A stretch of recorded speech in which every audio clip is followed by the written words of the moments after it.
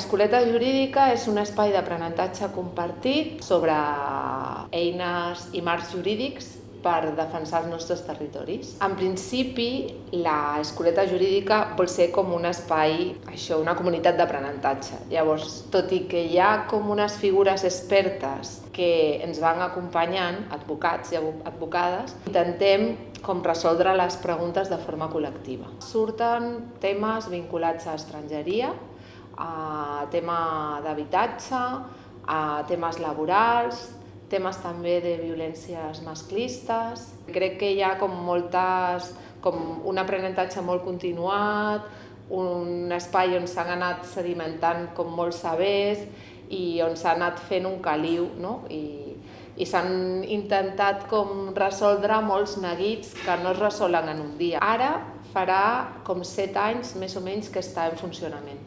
Les reunions de l'escoleta jurídica o l'espai de l'escoleta jurídica s'activa tots els dilluns de 5:30 a 7:30, 8 al centre municipal Anna Díaz Rico. Poden sumar tots els veïns i veïnes i tota la gent o altres col·lectius que es vulguin aveïnar a la Florida.